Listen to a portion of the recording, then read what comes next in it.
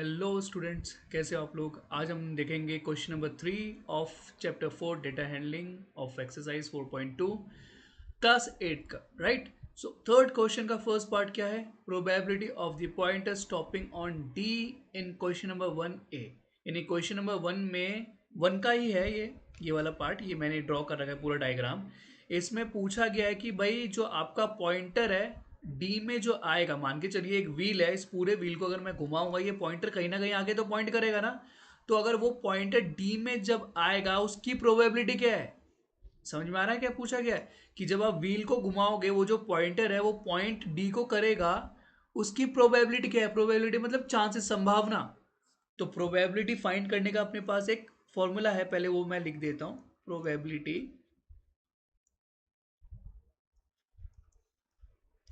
equals to number of favorable outcomes by, नीचे क्या होगा, टोटल नंबर ऑफ आउटकम्स। ये फॉर्मूला याद कर लो, बस इसी से सब हो जाएगा। तो फर्स्ट पार्ट देखते हैं। फर्स्ट पार्ट में क्या होगा भाई, देखिए अगर मैं इस व्हील को देखूं तो टोटल कितने आउटकम्स है, 1 2 3 4 5। दो बार ए है इसलिए टोटल 5 आउटकम्स है। तो हमको ये तो पता है कि नीचे डेनोमीटर में 5 आएगा। राइट। लेकिन डी आने की प्रोबेबिलिटी क्या है, जब आप घुमाओगे तो ऑब्वियसली डी तो एक ही बार आएगा। राइट। एक बार आएगा आउट ऑफ 5, तो फेवरेबल आउटकम क्या है, 1। तो इसकी प्रोबेबिलिटी क्या हो जाएगी, 1/5। ठीक है। अभी बी पार्ट देखते हैं। इसको मैं पूरा इरेज कर देता हूं। इतना इरेज करूंगा, इतने से ही काम चल जाएगा वैसे।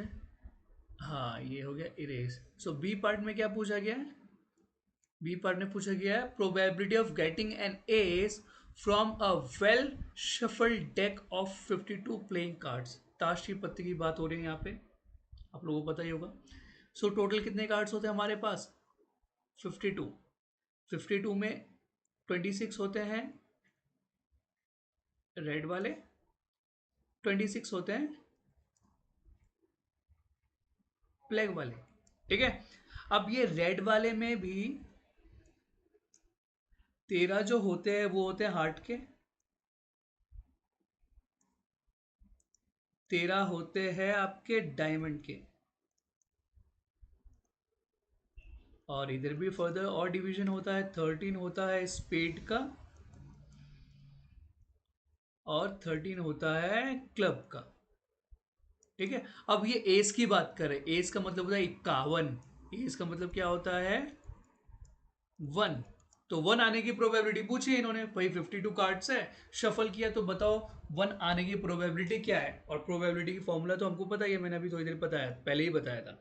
देखो 1 इसका भी आ सकता है, हार्ट का भी आ सकता है, 1 डायमंड का भी आ सकता है, 1 स्पेड का भी आ सकता है, 1 क्लब का भी आ सकता है। यानी कि it means there are 4 ones, there are 4 ones in 52 cards. So total number of favourable outcomes कितने हो गए, 4। न्यूमरेटर में 4 आ गया। डेनोमिनेटर में क्या आएगा, डेनोमिनेटर में total number of outcomes. Total number of outcomes कितने हैं, 52। राइट। सो 4/52 आ गया है हमारे पास फ्रैक्शन, लेकिन इसको फर्दर सिंप्लीफाई करना पड़ेगा। सो 4 से हम लोग 4 से कट सकता है। राइट।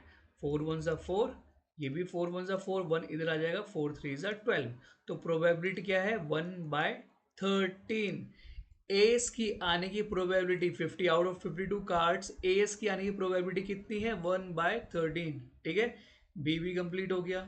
ओके। होपफुली सब कुछ क्लियर हो रहा होगा अभी तक। इतना कुछ मुश्किल नहीं है, एक ही फॉर्मूले के हिसाब से सारे क्वेश्चंस सॉल्व हो रहे हैं प्रोबेबिलिटी के। बहुत ही बेसिक और सिंपल क्वेश्चंस, राइट।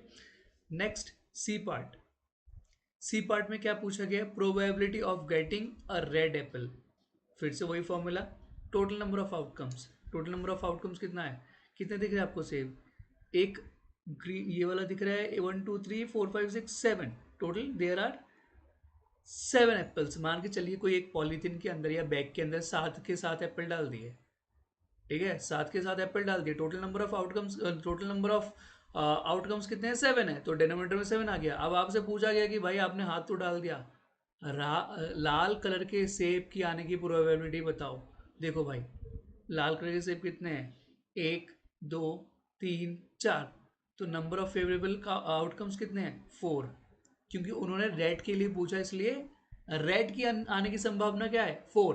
भाई 4 सेब है तो 4 ही आ सकता है ना, मतलब कि उसी में से एक आप उठाओगे, राइट। इसलिए नंबर ऑफ फेवरेबल आउटकम्स कितने हो गए 4, और टोटल नंबर ऑफ आउटकम्स कितने हैं 7। इसलिए आपका प्रोबेबिलिटी क्या हो जाएगा 4/7, यानी लाल सेब की आने की प्रोबेबिलिटी आउट ऑफ 7 एप्पल्स कितनी है 4/7। इसी के साथ क्वेश्चन नंबर 3 होता है कंप्लीट। आई होप आपको समझ में आया होगा। Do like share subscribe. If you have any questions doubts please put your question in comment section. Thank you so much.